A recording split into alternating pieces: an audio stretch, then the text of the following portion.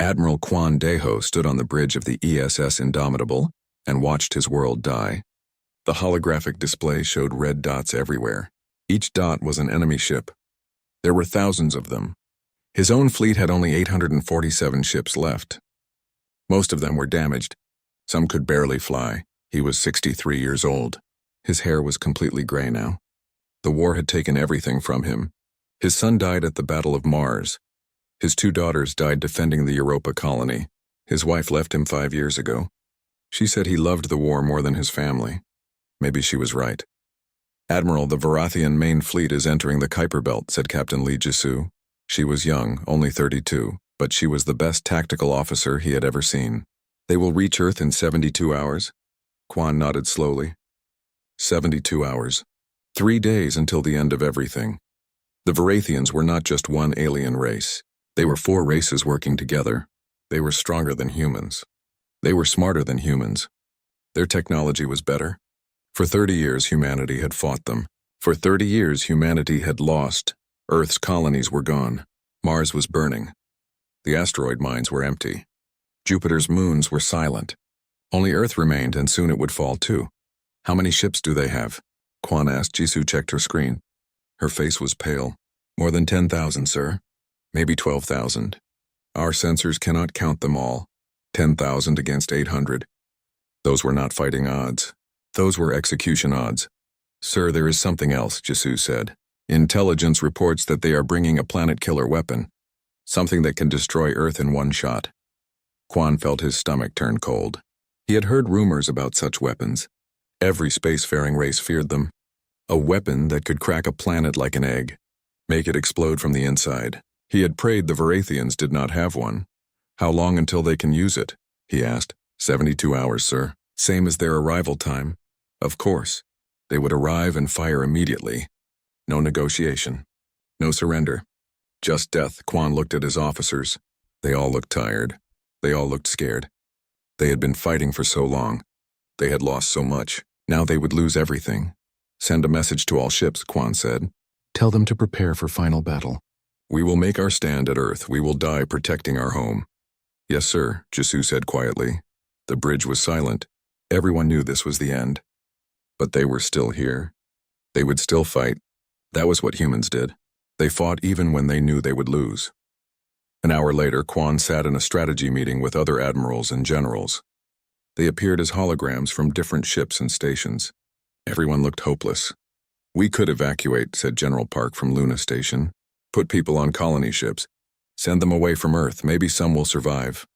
"There is no time," said Admiral Chen from the ESS Defiant. "We need months to evacuate billions of people. We have 3 days. Then we are dead," Park said simply. "No," said a new voice. "There may be another way." Everyone turned to look at the hologram of Dr. Yoon Hana.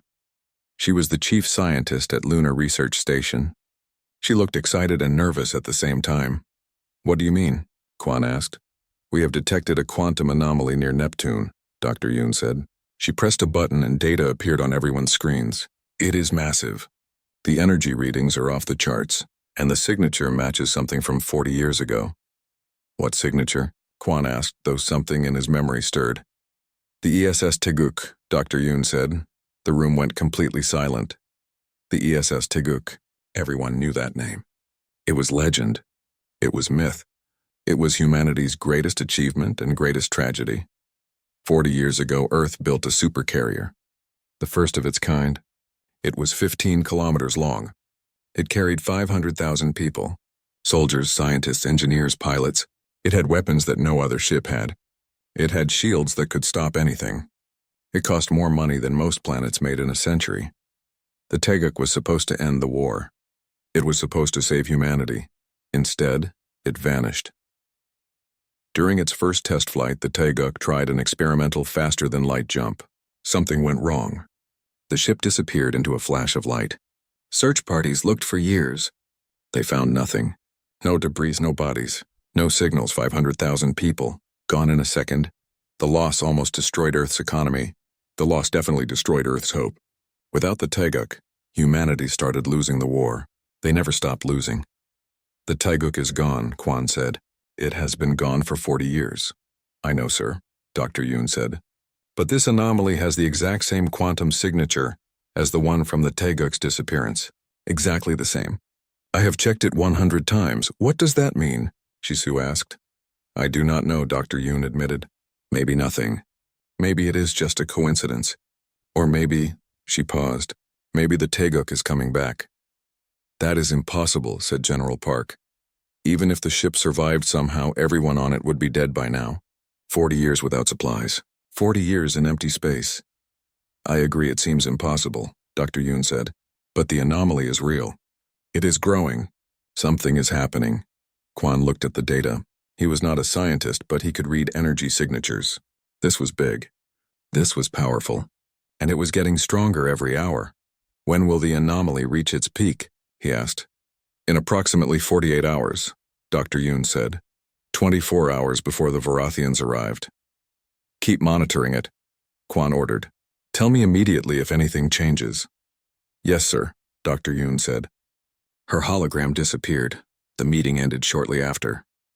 There was nothing else to discuss. They would fight. They would die. Maybe the anomaly meant something. Probably it meant nothing. Kwon returned to his quarters that night. He looked at old photos on his wall. His children when they were young. His wife smiling on their wedding day. All gone now. All dust and memory. He poured himself a drink and looked out the window at space. Earth was visible in the distance, blue and green and beautiful. How many times had he saved that planet? How many battles had he won protecting it? Now he would lose the final battle. Now Earth would burn, unless the anomaly meant something, unless Dr. Yoon was right, unless the impossible happened. Kwon drank his whiskey and waited. Time passed slowly. Reports came in constantly. The Varathian fleet was advancing. They were not slowing down. They were not stopping. Death was coming. Then, 48 hours later, alarms started screaming across every ship in the fleet. Kwon ran to the bridge. Officers were shouting.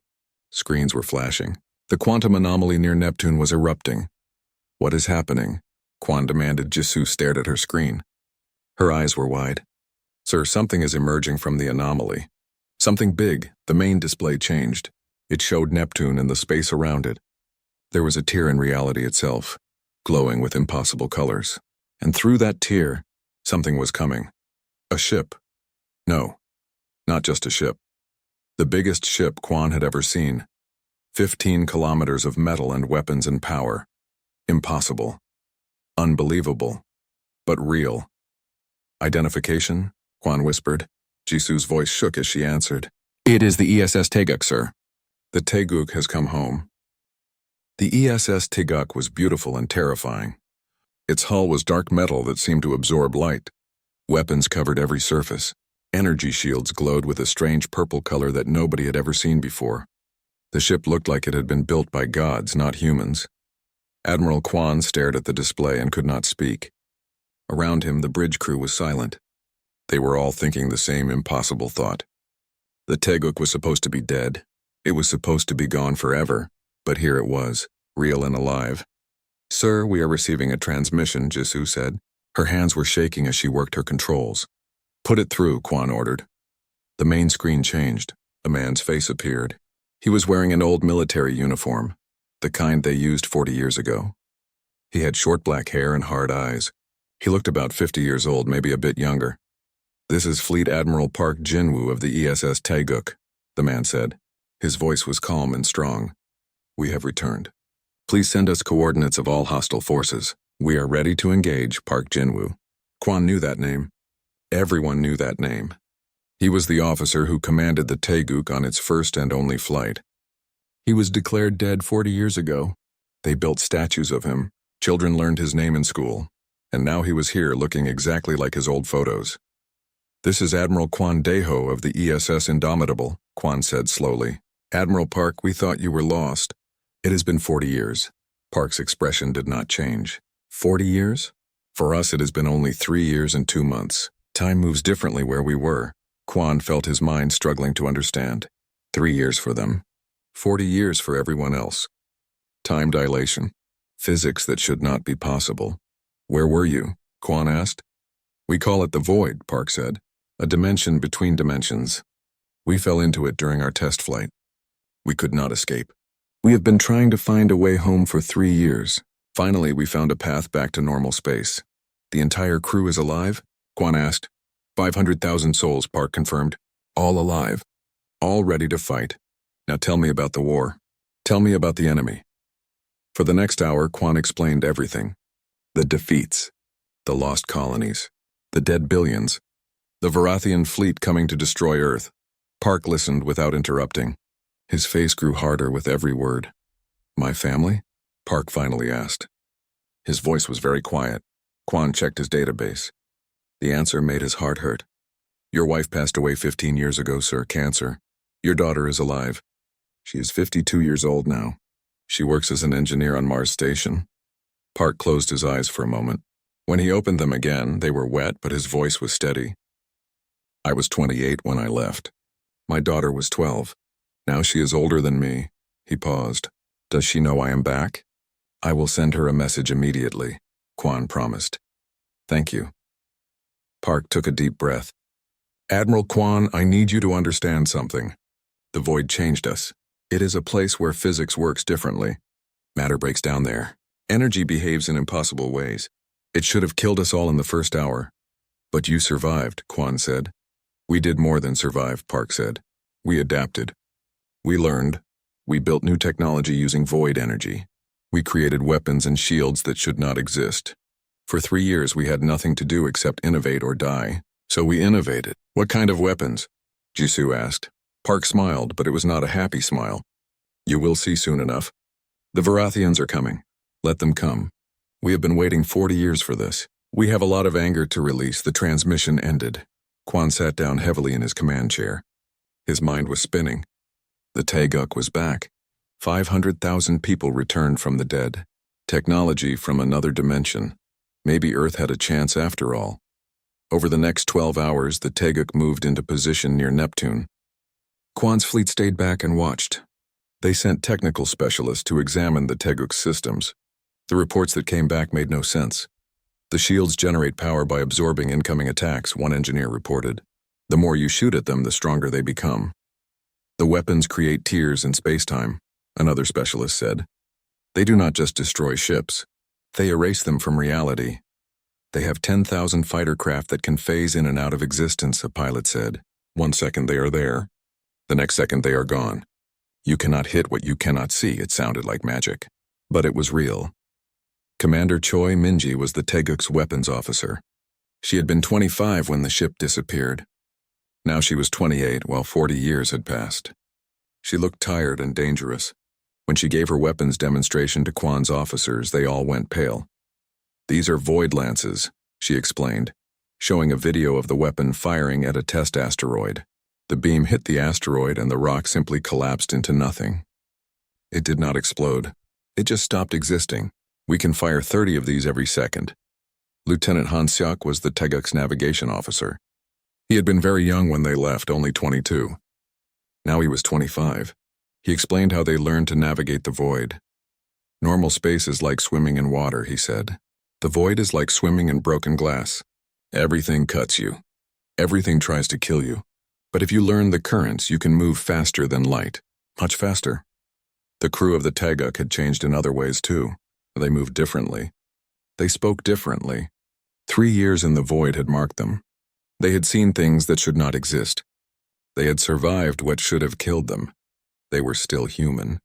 But they were also something more. Meanwhile, the Varathian fleet continued advancing. They detected the Taeguk. Their response came quickly. Humans have found an old ship, the Varathian overlord Threkis said in a broadcast. It means nothing. One ship cannot stop 10,000. Earth will burn. Nothing can save them. Quan received intelligence reports about Thrakis. He was a cruel leader. He enjoyed destroying human colonies. He kept human prisoners as trophies. He was personally responsible for the deaths of millions. Park Jin-woo read the same reports. His face showed no emotion, but his hands clenched into fists.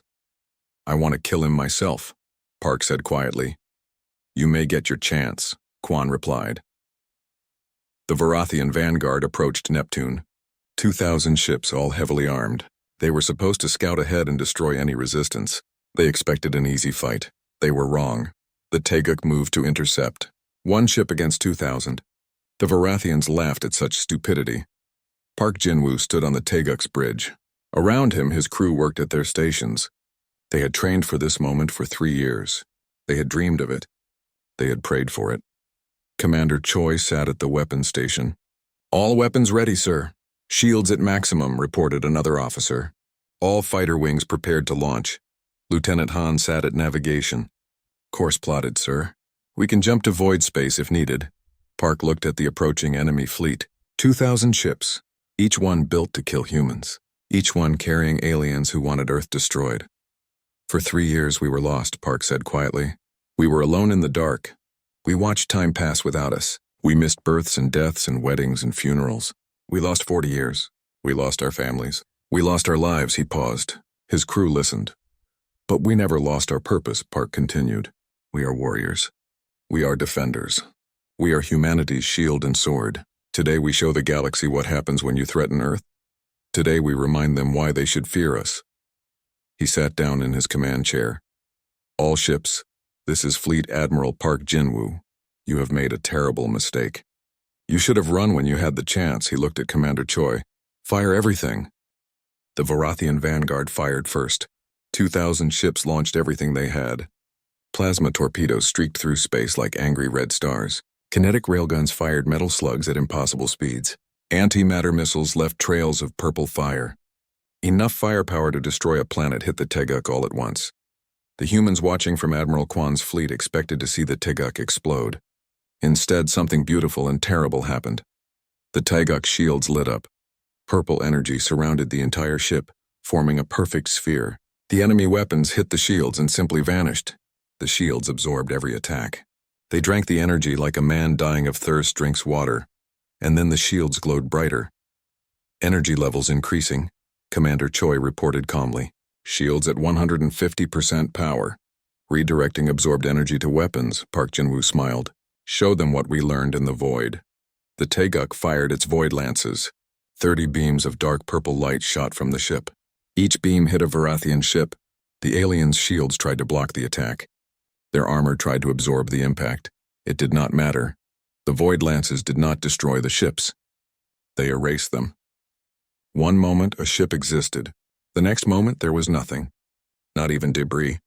The beams opened tiny tears in reality itself, and the ships fell through into the void, where everything breaks apart into atoms. 30 ships gone in 1 second. The Varathians panicked. They scattered and tried to reform their battle lines, but the Taeguk was already firing again. Another 30 ships vanished. Then another 30. The void lances fired without stopping, each shot perfectly accurate. "Launch all fighters," Park ordered. The Taeguk's hangar bays opened. 10,000 small fighter craft poured out like angry bees from a hive. But these were not normal fighters. As they flew toward the enemy, they began to flicker. They phased in and out of normal space, jumping between dimensions. The Varathians tried to shoot them down. Their point defense systems fired thousands of rounds, but the human fighters kept disappearing. 1 second they were visible. The next second they were in void space, untouchable.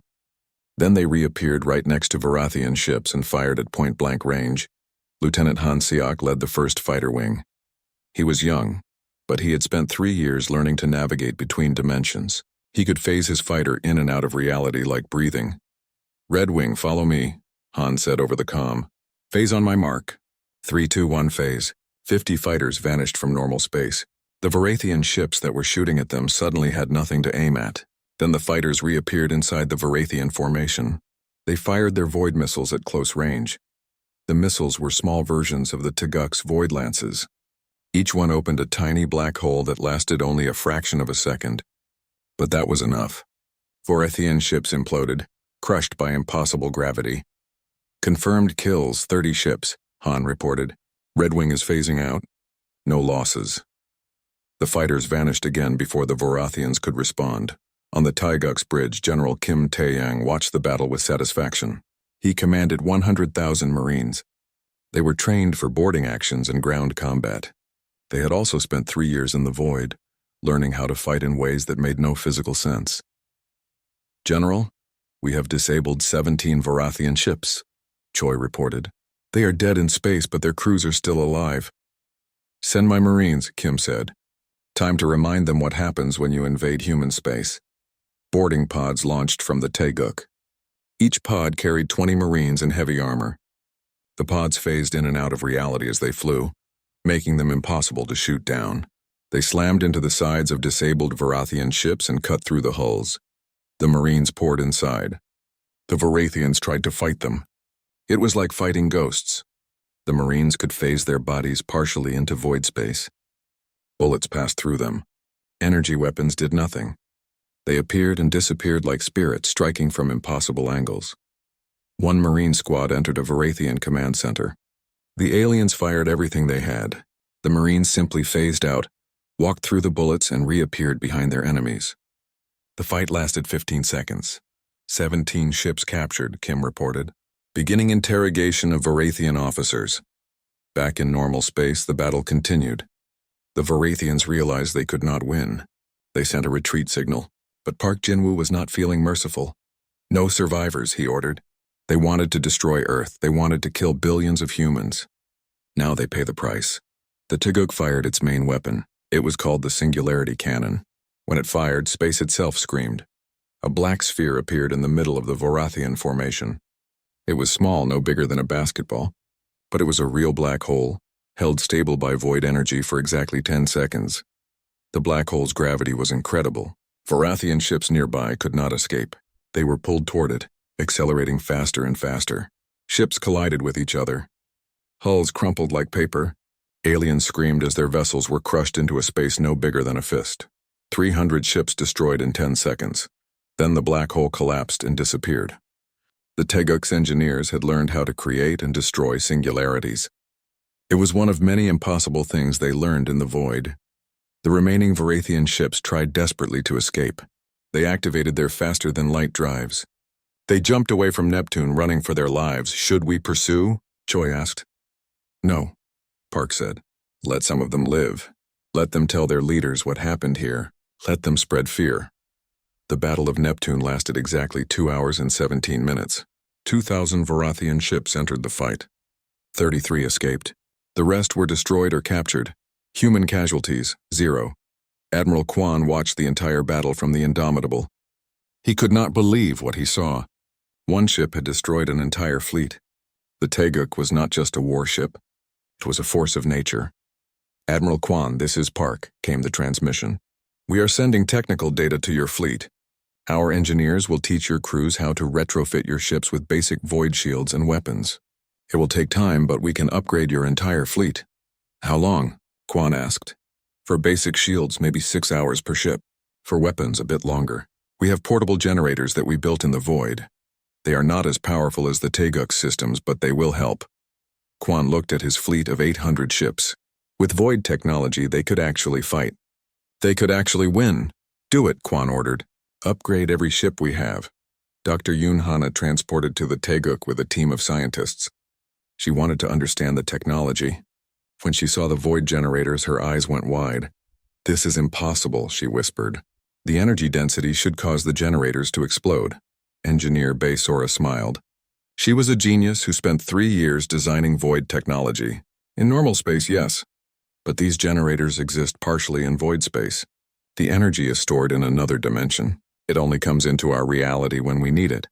Can we build more of these? Yoon asked. Absolutely, Bae said. The Taeguk has fabrication facilities. We can produce thousands of generators. Enough to equip your entire fleet and your space stations. Over the next 24 hours, human ships lined up to receive upgrades. The Taeguk's engineers worked without rest. They installed void shield generators on every human ship. They mounted Void Lance batteries on the larger vessels. They gave fighter pilots training on phase jumping. Captain Lee Jisoo volunteered her ship, the Indomitable, to be the first upgraded. When the work was complete, she tested the new weapons on a distant asteroid. The Void Lance fired.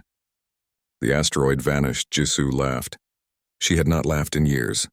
Finally, she said. Finally, we have a real weapon. Meanwhile, the surviving Varathian ships reached their main fleet. Overlord Thrakis listened to their reports. At first, he did not believe them. One human ship destroying 2,000 Varathian vessels? Impossible. Then he watched the battle recordings. He saw the Taeguk shields absorb everything. He saw the Void Lances erase ships from existence. He saw human fighters phase through Vorathian defenses like they were not even there. Thrakus felt something he had not felt in decades. Fear. "What are they?" he whispered. His science officer looked at the data. "They have technology we do not understand, Overlord. They are using weapons based on physics that should not exist. It is as if they learned to weaponize the fabric of reality itself." "Can we defeat them?" Thrakus asked. The science officer was silent for a long moment. "I do not know, Overlord. Our numbers are still superior. We have 8,000 ships remaining. They have less than 900. But their technology," where he trailed off. Thrakus stood up. He was not going to run. He had spent 30 years defeating humans. He had conquered their colonies. He had killed their families. He would not be defeated by one returning ship. "We continue the attack," Thrakus ordered. "Prepare the planet killer weapon. We will not give the humans time to upgrade their entire fleet. We strike Earth now." The message from Earth intelligence arrived at midnight. Admiral Quan read it 3 times, hoping he was wrong. He was not wrong. The news was as bad as it could be. "The Vorathians are accelerating their timeline," he told his officers. "The planet killer weapon will be ready in 12 hours, not 72 hours. They are going to fire it at Earth before we can finish upgrading all our ships." Captain Jisoo looked at the tactical display. "We only have 300 ships fully upgraded. The rest still need work. We are not ready." "Then we make them ready," Park Jinwoo said. His hologram appeared in the conference room. "Or we change the plan." "What do you mean?" Quan asked. "The planet killer is on the Vorathian homeworld," Park explained. "It is a massive weapon, built into the planet's core. They need tremendous power to fire it across 200 light-years. That power comes from their main fleet's generators. So if we destroy the fleet, the weapon cannot fire," Jisoo said. "Exactly," Park confirmed. "But there is a problem. The Vorathian homeworld has 6,000 ships defending it, plus orbital platforms, plus ground-based weapons. It is the most heavily defended planet in their empire." Quan felt his stomach sink. "You want us to attack their homeworld? That is suicide." "Yes," Park said simply. "But it is the only way to save Earth. If we wait here, the planet killer fires and Earth dies. If we attack now, we might destroy the weapon before it can fire." "Might is not good enough," Quan said. Park's face hardened. "Then let me tell you about our second option. We have a weapon. Something we built in the void. We call it the Void Cascade. It creates a chain reaction in void space itself. If we detonate it near the planet killer weapon, the explosion will tear through the Vorathian fleet." "How big is the explosion?" asked Dr. Yoon. She had joined the meeting to advise on technical matters. "Big enough to destroy 6,000 ships," Park said. "Maybe more.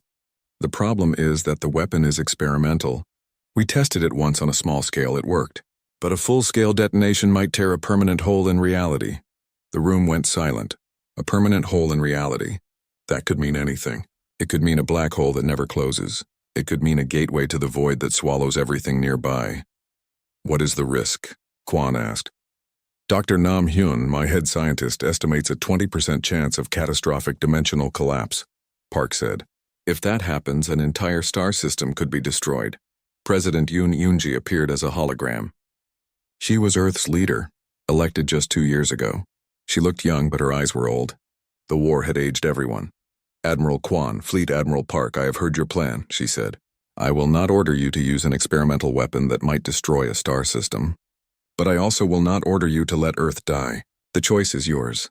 She disappeared, leaving them with an impossible decision. Quan looked at Park. "What do you think we should do?" "I think we have already lost 40 years, Park said quietly. "I think my wife died while I was gone. I think my daughter is now older than me. I think Earth is the only home we have left. I think I would rather die trying to save it than live knowing I did nothing." "The weapon could kill billions of Vorathians," Jisoo pointed out. "Civilians. Innocent people." "They are not innocent," Park said, and his voice was cold. "They started this war. They destroyed our colonies. They killed our families. For 30 years, they tried to make humanity extinct. Now they face consequences." Quan thought about his dead children, his dead friends, the billions of humans who died in the war.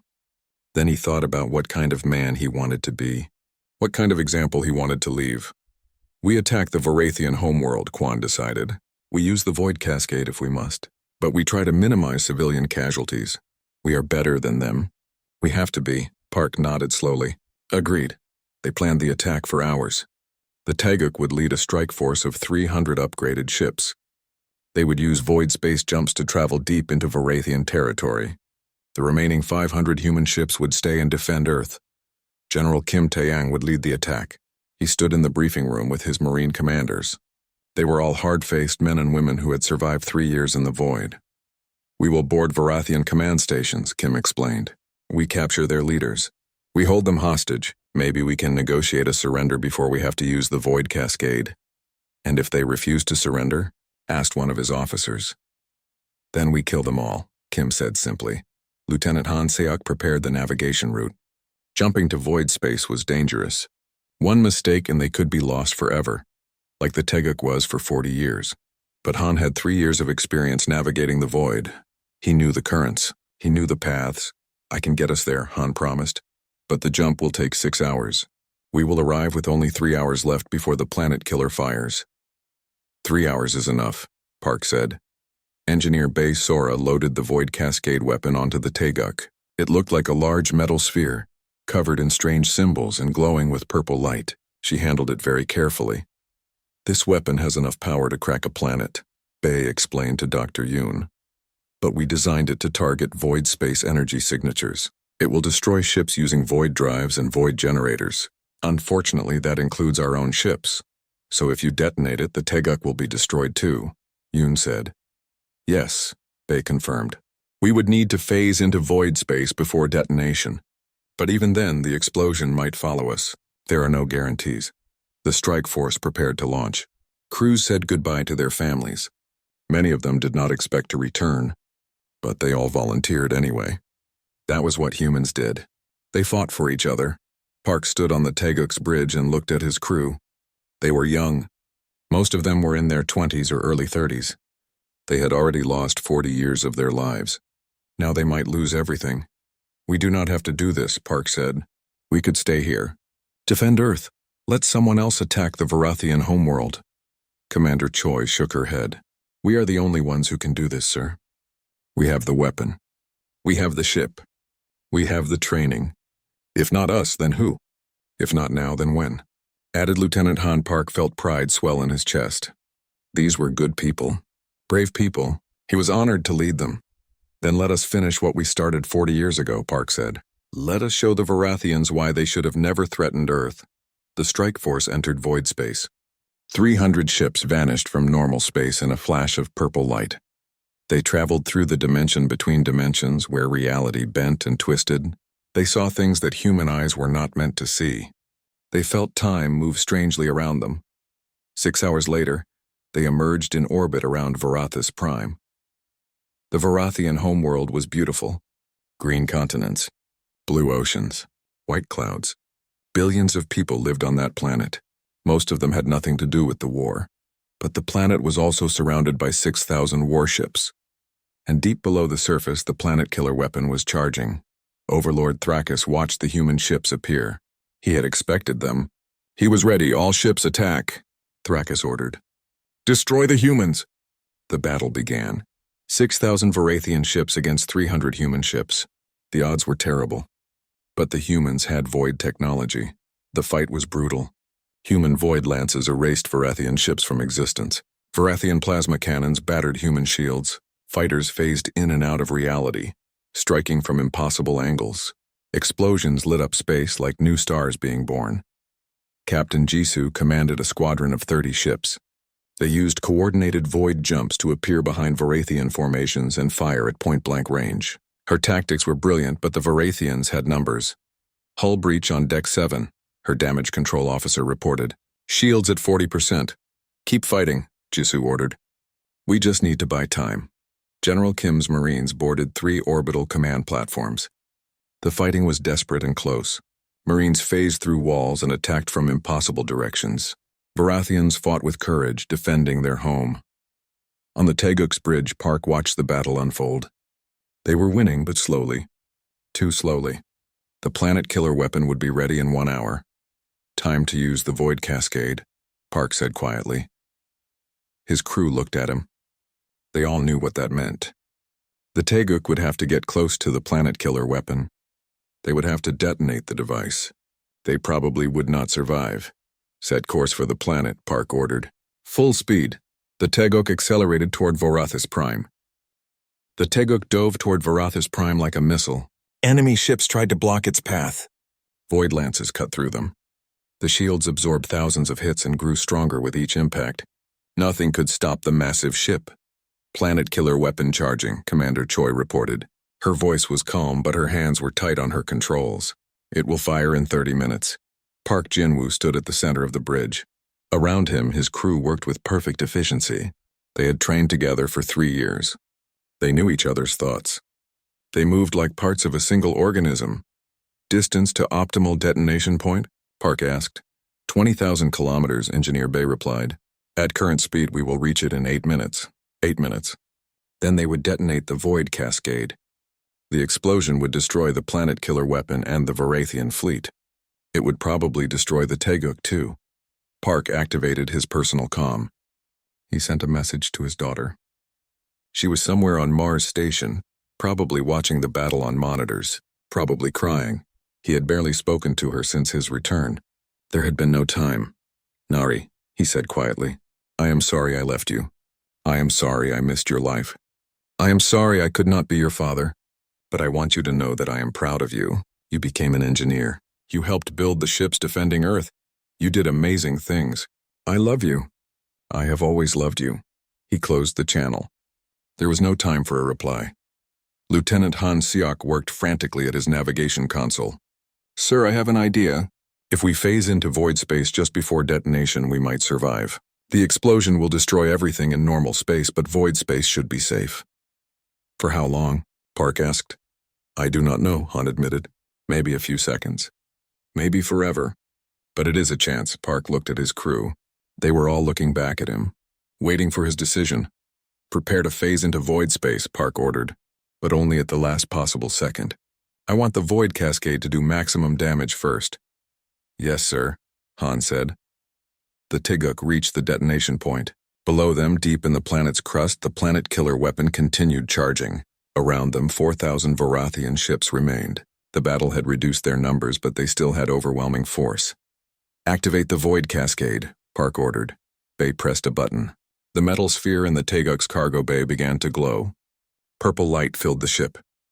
Reality itself began to vibrate. The sound was like the universe screaming.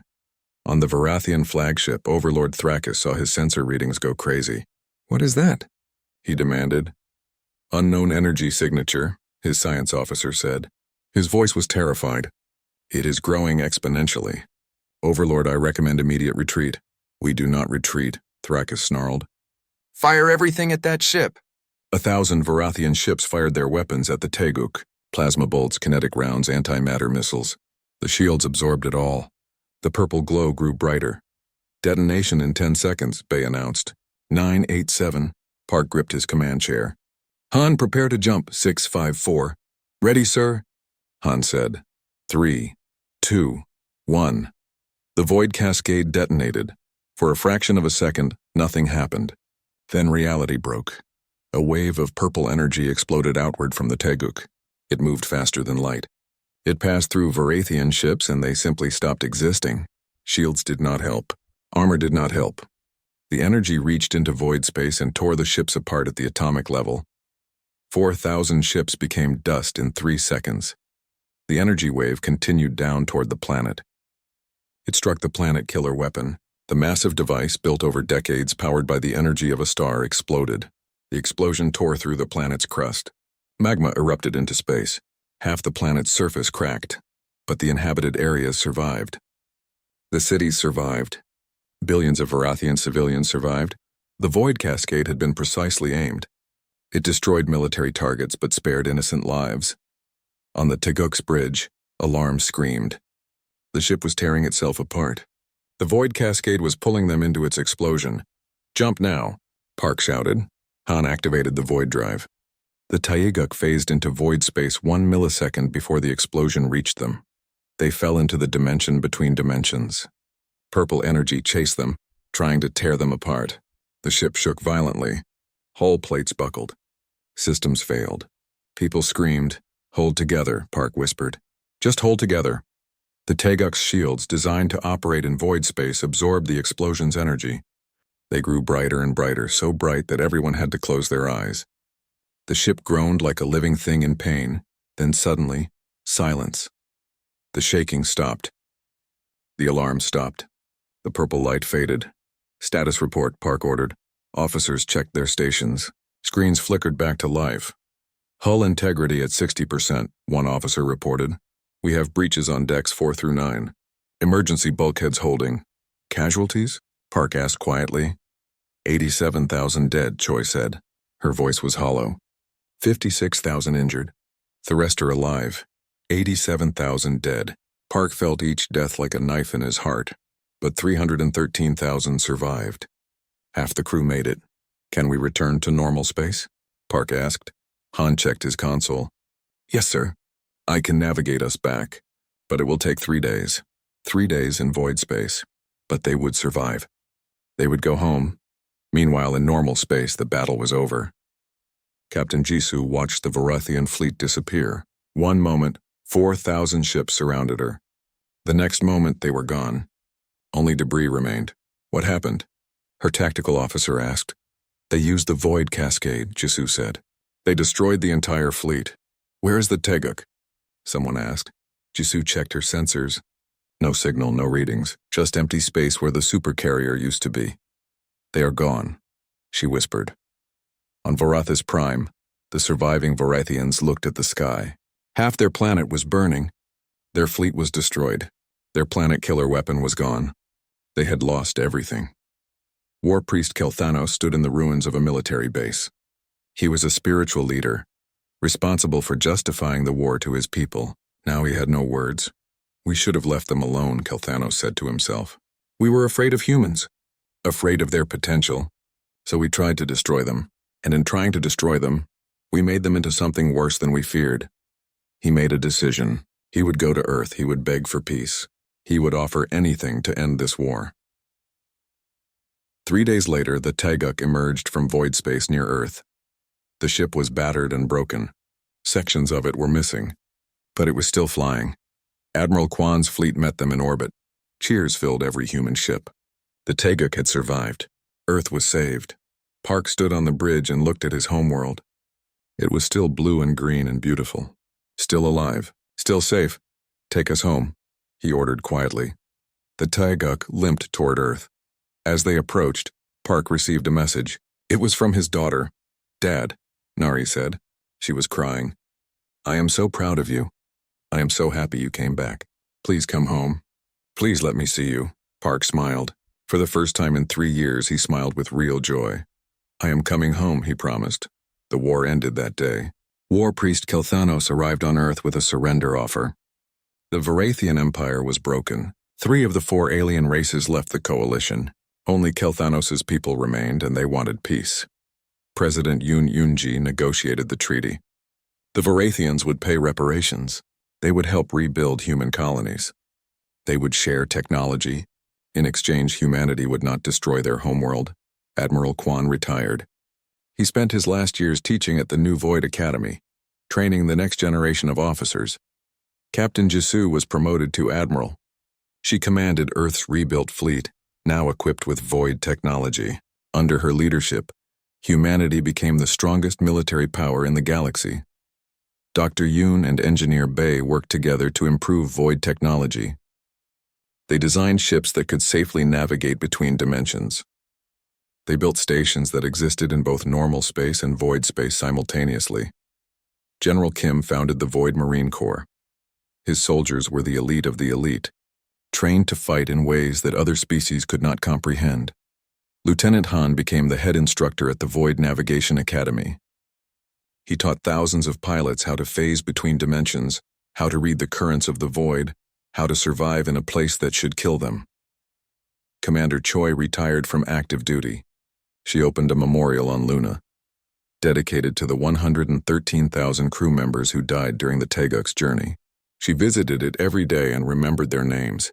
Fleet Admiral Park Jinwoo met with his daughter. They had dinner together. They talked for hours. He learned about her life, her work, her husband, her children. She had grandchildren now. Park was a grandfather, even though he looked younger than his own daughter. It was strange. It was painful, but it was also beautiful. The Teguk was repaired and designated as a memorial ship. It orbited Earth, a reminder of humanity's greatest sacrifice and greatest triumph. On its hull, engineers carved new words: "Lost to the void, returned for humanity." 1 year after the war ended, Park stood on the Teguk's observation deck. His daughter stood beside him. Together they looked at Earth. "You were lost for 40 years, Nari said quietly, but you found your way home."